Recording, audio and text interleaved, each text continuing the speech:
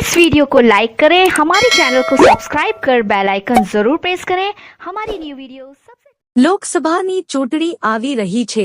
આ અનુસંધાને જૂનાગઢ બેઠકના બીજેપીના ઉમેદવાર રાજેશ ચુડાસમાની ચટણી સભા કોડીનાર તાલુકાના ડોળાસા ગામે યોજાઈ હતી, જેમાં પૂર્વ સાંસદ દિનુભાઈ સોલંકી, કોડીનાર ધારાસભ્ય ડો પદ્યુનભાઈ વાજા સહિત અનેક અગ્રણીઓ ઉપસ્થિત રહ્યા હતા।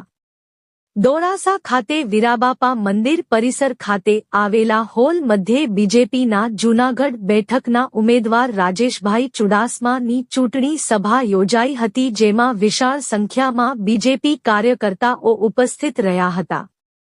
કાર્યક્રમની શરૂઆતમાં ડોળાસા ગામના લોહાણા સમાજ દ્વારા રાજેશભાઈનું સ્વાગત કરવામાં આવ્યું હતું। ઉપસ્થિત મહાનુભાવોનું પણ સ્વાગત કરવામાં આવ્યું હતું।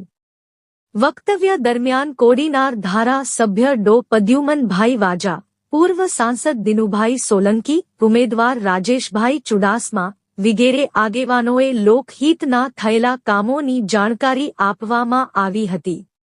વડાપ્રધાન નરેન્દ્ર મોદીની આગેવાની હેઠળ દેશ વિકાસની દિશામાં આગળ વધી રહ્યો છે અને ભવિષ્યમાં દેશ વિકાસશીલ દેશના સપનાને સાકાર કરવા નરેન્દ્રભાઈ મોદીને ફરી એકવાર દેશનું શુકાન સોંપવા બીજેપી તરફી મતદાન કરવા અપીલ કરવામાં આવી હતી।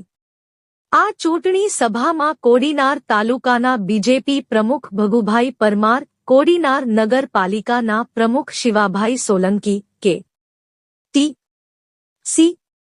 બેંકના ચેરમેન પ્રતપભાઈ ડોડિયા, કોડીનાર યાર્ડના પ્રમુખ સુભાષભાઈ ડોડિયા, કોડીનાર તાલુકાના પંચાયતના પ્રમુખ જીતુભાઈ પરમાર, ડોળાસાના સરપંચ ગોવિંદભાઈ કાતીરા, જિલ્લા પંચાયતના સદસ્ય અમુભાઈ વાજા, દિલીપભાઈ મોરી સહિત અનેક અગ્રણીઓ ઉપસ્થિત રહ્યા હતા। રિપોર્ટ અનિલ કાનાબાર।